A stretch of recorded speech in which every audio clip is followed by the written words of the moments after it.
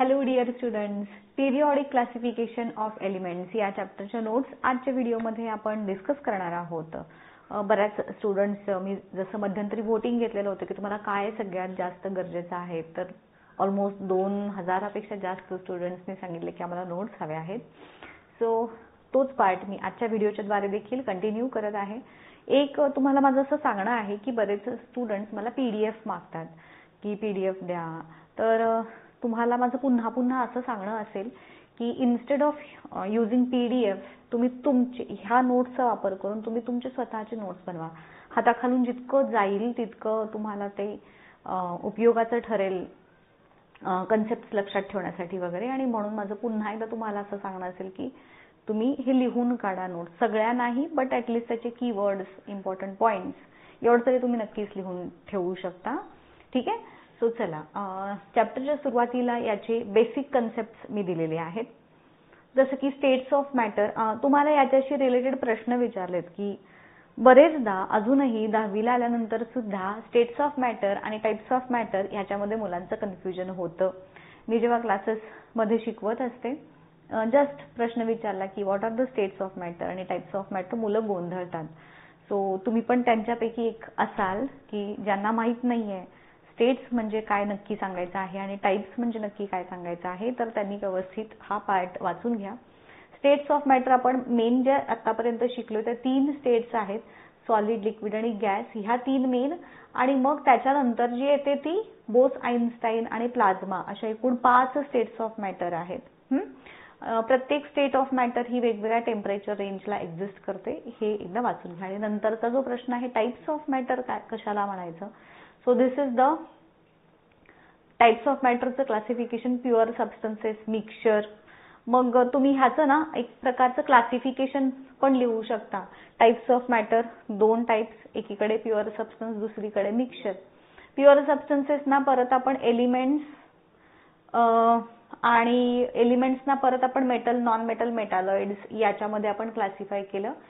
आता ह्या एलिमेंट्स आणि कंपाऊंड हे 2 प्युअर सबस्टन्सचे टाइप झाले. सो इकडे आपण प्युअर सबस्टन्स लिहिलं, इकडे लिहिलं एलिमेंट, एकीकडे लिहिलं कंपाऊंड. एलिमेंटच्या खाली पुन्हा आपण मेटल, नॉन मेटल, मेटॅलॉइड्स.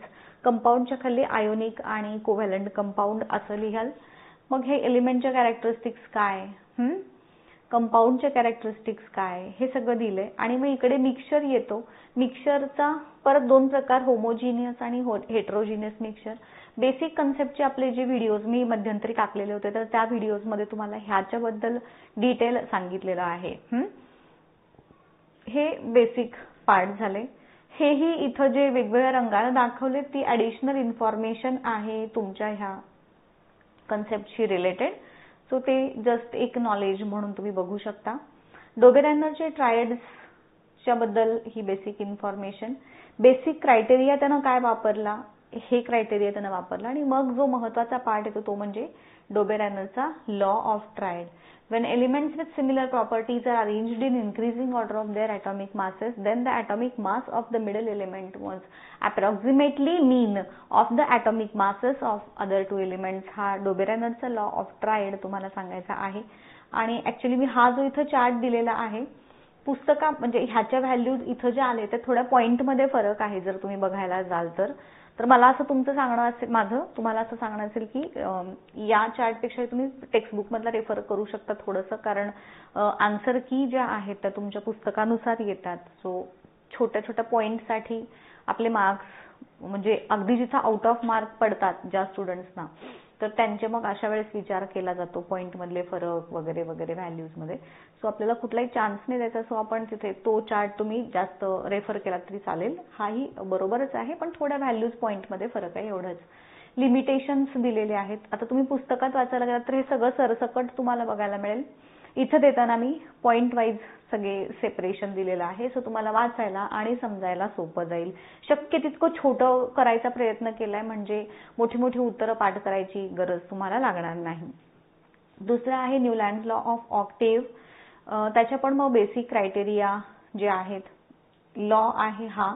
जेव्हा तुम्हाला लॉ विचारलं जर तुम्ही हे सांगाल इथंपर्यंत, म्हणजे Newlands law of octave explain करा म्हटलं की तुम्ही सांगून हे एखादं एक्झाम्पल देऊ शकता.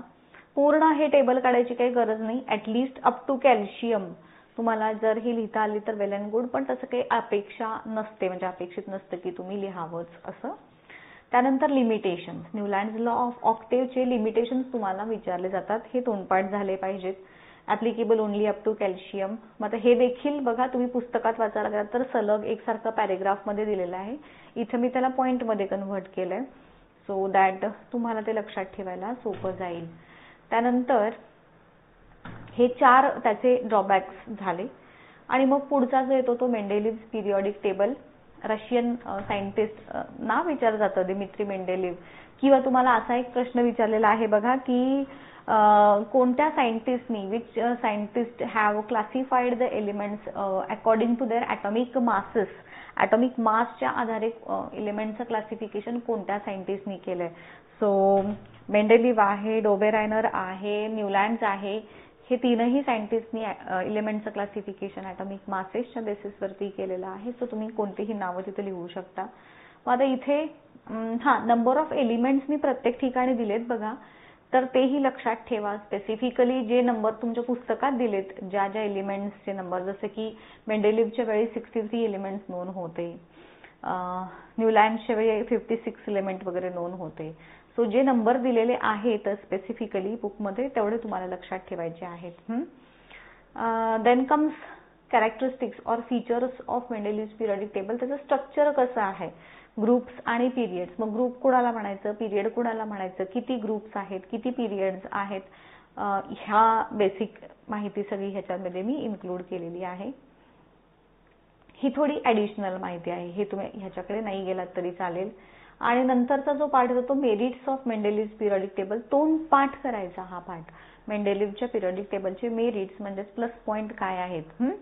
तर पहिलं आहे फर्स्ट सक्सेसफुल क्लासिफिकेशन, दुसरं आहे correction of doubtful atomic masses, then prediction of new elements and their properties, position of inert gases जे आहेत ते कशा पद्धतीनं त्यांनी जागा हे करून ठेवलेली आहे, तर हे देखील तुम्ही सांगू शकता. तर त्याच्यामध्ये लिमिटेशन्सचा पार्ट पुढचा जो येतो तो म्हणजे there is no fixed position for hydrogen, पहिलं लिमिटेशन. मग हायड्रोजनच्या का फिक्स पोझिशन नाही, because it has characteristics which are similar to halogen and alkali metals असं तुम्ही सांगाल. आणि मग हॅलोजनच्या सोबत सिमिलॅरिटी असणाऱ्या कॅरेक्टरिस्टिक कोणत्या आणि अल्कली मेटल सोबतच्या सिमिलॅरिटीज असणाऱ्या कोणत्या, तर ते तुम्हाला इथं सांगायचं आहे. हे महत्त्वाचं आहे. अगेन मी सांगेन तुम्हाला, क्वेश्चन जर खूप म्हणजे मोठ्या असेल 5 मार्कांचा वगैरे, तर त्यामध्ये तुम्ही हे सगळं डिटेल लिहा. अदरवाईज जस्ट तुम्ही असं सांगू शकता की hydrogen resembles alkali metals and halogens, so there is no fix position for hydrogen, असं तुम्ही 1-2-3 ओळींच्या मध्ये जरी सांगितलं तरी सुद्धा चालू शकतं. Then comes similarity with alkali metals. Alkali metal सोबतच्या सिमिलॅरिटीज ह्या पद्धतीनं आहेत की अल्कली मेटल इथं आपण घेतलाय सोडियम, आणि ज्या पद्धतीनं हायड्रोजन, ऑक्सिजन, क्लोरीन आणि सल्फर या एलिमेंट सोबत कंपाऊंड्स तयार करतो, तशाच पद्धतीनं सोडियम हा मेटल देखील कंपाऊंड तयार करतो. फॉर एक्झाम्पल हायड्रोजन ऑक्सिजन सोबत H2O असं कंपाऊंड तयार करतो, तर सोडियम ऑक्सिजन सोबत Na2O, सेम फॉर्म्युले झाले ना त्यांचे. अशा पद्धतीनं ही लक्षात ठेवायचे आहेत हे पॉइंट्स तुम्हाला. Doubtfulness about certain pairs of elements, cobalt आणि निकेल. आता ह्याच्यामध्ये तुम्हाला अगेन असा प्रश्न येतो की हाऊ डिफरंट अनोमॅलीज किंवा जे काही लिमिटेशन्स होते मेंडेलिव्हच्या पिरियडिक टेबलचे ते मॉडर्न पिरियडिक टेबलनं कसे रिमूव्ह केले वगैरे. मग तिथं तुम्ही हे लिहायचं आधी, म्हणजे मेंडेलिव्हच्या पिरियडिक टेबलमध्ये काय चूक होती किंवा काय हे होतं, कन्फ्युजन होतं, आणि मग ते मॉडर्न पिरियडिक टेबलमध्ये कसं रिमूव्ह झालं हे तुम्ही सांगाल. Then comes uncertainty in prediction of new elements. त्यानंतर तो no fix position for isotopes, different groups for similar element आणि डाऊटफुलनेस अबाउट द पोझिशन. हे थोडंसं मी एखादा पॉईंट एक्स्ट्रा दिलेला आहे, पुस्तकामध्ये तुम्हाला एवढे पॉईंट नाही दिलेले आहेत. So again I will suggest की पुस्तकाप्रमाणे जरी गेलात तरी चालेल, पण पॉईंट्स लिहिताना मात्र तुम्ही ह्याच पद्धतीनं लिहा, थोडंसं इम्प्रेसिव्ह जे आहे तुमचं उत्तर बनतं. Then comes modern periodic table. त्याचं स्ट्रक्चर हेनरी मोस्ले ह्या सायंटिस्टनी आपल्याला सांगितलेलं होतं. तुम्हाला मॉडर्न पिरियडिक लॉ विचारलं जातो, त्याचं इयर विचारलं जातं, सायंटिस्टचं नाव विचारलं जातं. कॅरेक्टरिस्टिक्स विचारतात, ग्रुप्स किती आहेत, पिरियड्स किती आहेत. तर ह्याच्यामध्ये मी थोडंसं खूपच डिटेल दिलेलं आहे मी देत असताना, कारण हे थोडं समजायला तुम्हाला ह्या पद्धतीने जर तुम्ही गेलात तर सोपं पडेल. तर सेम ग्रुपमध्ये जे एलिमेंट्स आहेत त्यांच्याबद्दलचं हे पूर्ण एक्सप्लेनेशन. ग्रुप 1 मधल्या एलिमेंट्सना काय म्हणतात, 2 मधल्या एलिमेंट, तुम्हाला आता ह्यामधलं फर्स्ट ग्रुप, सेकंड ग्रुप आणि त्यानंतर डिरेक्टली 17वा आणि 18वा ग्रुप एवढं सांगितलं तरी सुद्धा चालेल.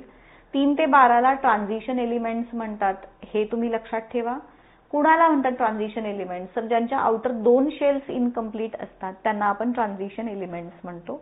Then comes metalloids. इथं मेटॅलॉइड्सची ओळीनं नावं दिलेली आहेत, ती पण बघून घ्या. मेटल्स त्या झिगझॅग लाईनच्या लेफ्ट साईडला मेटल्स, राईट साईडला मेटॅलॉइड्स असतात. सो ह्या पद्धतीनं ही सगळी माहिती झाली ग्रुप्स बद्दलची. Then comes period. Modern periodic टेबलमध्ये 7 हॉरिझॉन्टल रोज आहेत ज्यांना आपण पिरियड्स म्हणतो. सो इथं period number is equal to number of shell which is filling. ही सगळी इन्फॉर्मेशन अलॉंग विथ एक्झाम्पल्स तुम्हाला इथं दिली. ही जी सगळी माहिती आहे ही जस्ट अगेन तुमच्या माहितीसाठी आहे.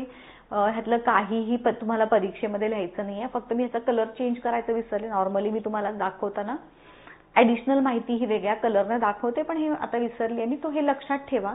इथपासून हे जे खाली मी इथपर्यंत दिलेलं आहे, हे इथं अगदी इथपर्यंत जरी म्हटलं तरी चालेल, ही तुमच्या माहितीसाठी आहे. एक नॉलेज म्हणून घ्या, वायात्री काही जाणार नाही आहात. स्पेशली जर तुम्ही कॉम्पिटिटिव्ह एक्झामसाठी प्रिपेअर करत असाल कोणत्याही प्रकारच्या, तर तिथं तुम्हाला याचा नक्कीच यूज होईल.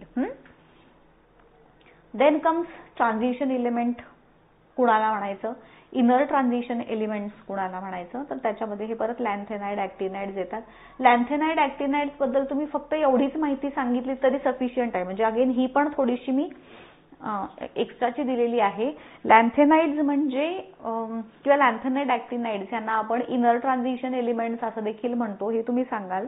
And these are placed in a separate 2 rows at the bottom of the periodic table. एवढं सांगितलं तरी सुद्धा बास आहे.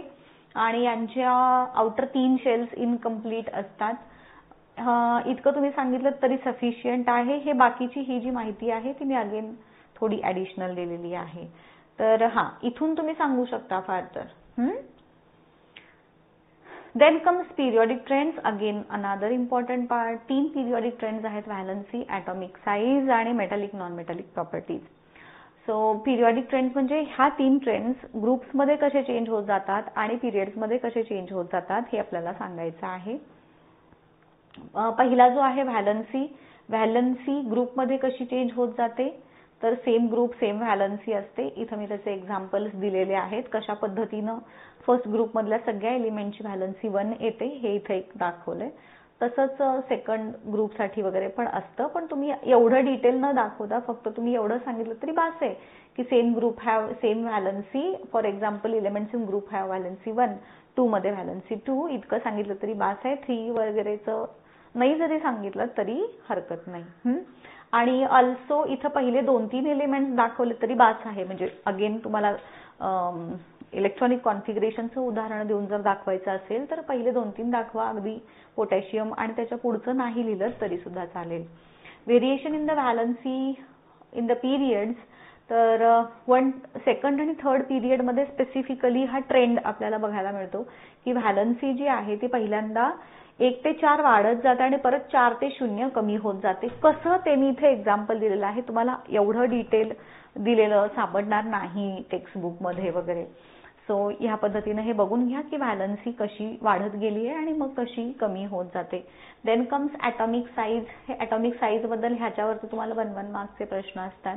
Variation of atomic size in groups कसे म्हणजे होत जातं आणि पिरियड्समध्ये कसे चेंजेस होत जातात हे देखील. आता इथं मी हा जो पार्ट आहे हा ऍक्च्युली ॲटॉमिक साईज दाखवण्यासाठी आहे. हा जो पार्ट मी हे केला इथे लास्ट कॉलम मध्ये तुम्ही इथे दाखवू शकता की how atomic size varies.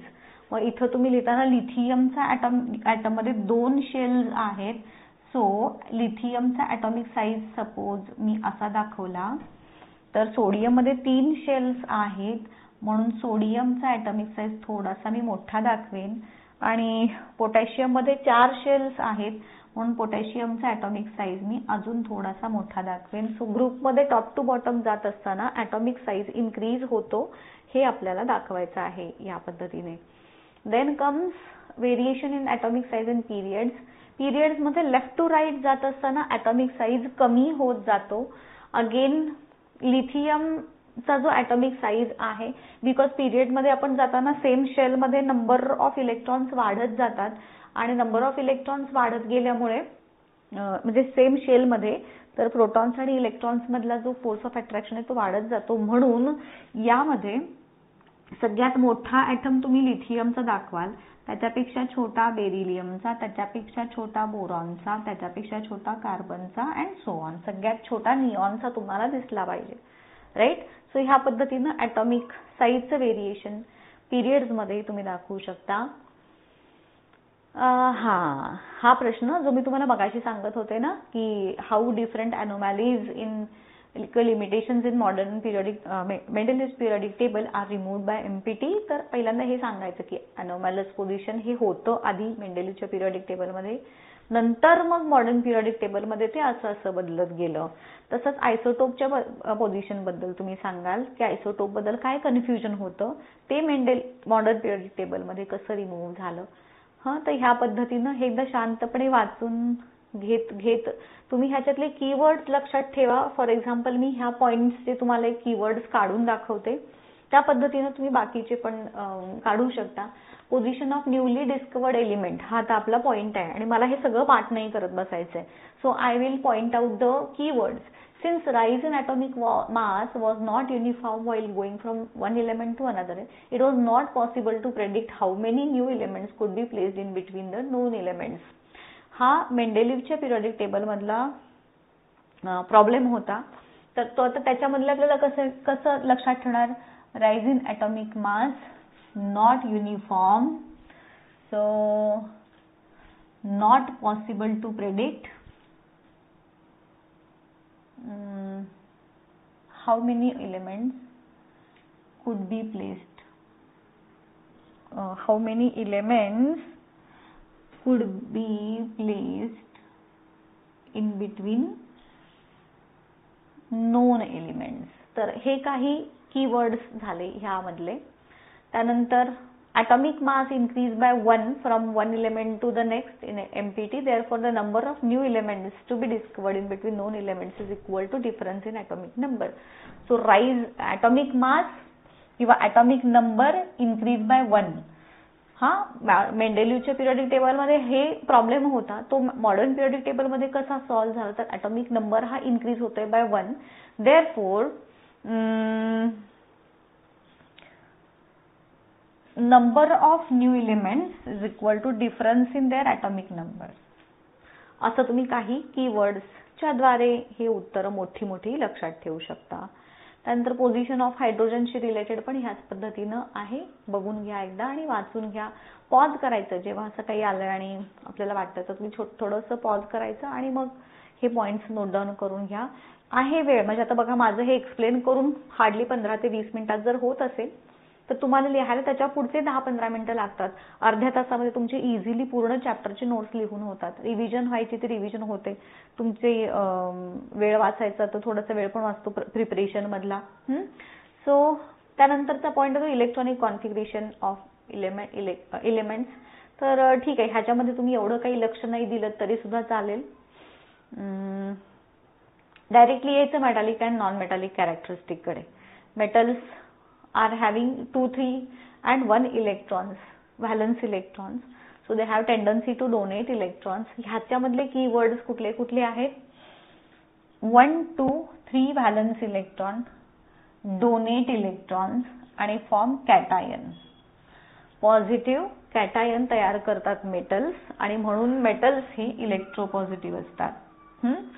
So तसंच उलट नॉन मेटल्सचं आणि ह्या प्रॉपर्टीज ग्रुप्समध्ये आणि पिरियड्समध्ये कशा चेंज होत जातात ते इथं मग खाली लिहायचं आहे. व्हेरिएशन इन ग्रुप्स आणि व्हेरिएशन इन पिरियड्स. मग ग्रुपमध्ये ते दाखवलंय हायड्रोजन पासून फ्रॅन्सियम पर्यंत जाताना इलेक्ट्रोपॉझिटिव्हिटी वाढत गेली, म्हणजे टेंडन्सी टू डोनेट इलेक्ट्रॉन वाढत गेलं. आणि नंतर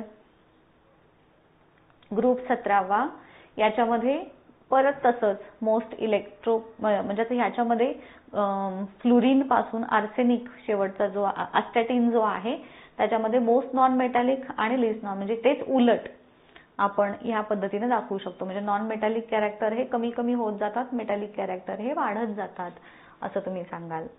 आणि त्याच्या उलट पिरियड मध्ये कशा पद्धतीने बदल होत जातात हे इथे दिले. केमिकल रिॲक्टिव्हिटी बद्दल तुम्ही नाही लिहिलं, लक्षात ठेवलं तरी सुद्धा चालेल. आणि मग लास्ट जो पार्ट येतो तो म्हणजे अजून एक पार्ट येतो ह्याच्यामध्ये रिॲक्टिव्हिटी म्हणजे जी हॅलोजन्सची जी फॅमिली आहे आणि अल्कली मेटलच्या बद्दलचा एक पॉइंट दिलेला आहे बघा तो पुस्तकामधला शेवटचा. तर तोही पॉइंट एकदा बघून जस्ट ठेवा आणि तोही पार्ट ह्याच्यामध्ये तुम्ही इन्क्लूड करायला विसरू नका. सो हा पूर्ण चॅप्टर आपला झालेला आहे कंप्लीट. कसा वाटला मला नक्कीच कमेंट करून सांगाल. स्पेसिफिक रिक्वायरमेंट्स कोणत्याही चॅप्टरशी रिलेटेड काहीही असतील त्या देखील मला कमेंट करून कळवा. आवडला असेल व्हिडिओ तर फ्रेंड्ससोबत शेअर करायला, लाईक करायला आणि सबस्क्राईब करायला सांगायला विसरू नका. इथेच थांबूयात आजच्या व्हिडिओमध्ये. नेक्स्ट व्हिडिओमध्ये असाच एखादा महत्त्वाचा टॉपिक आपण डिस्कस करूयात की जो एक्झामसाठी इम्पॉर्टंट असेल. ठीक आहे. Till then good bye. Thank you.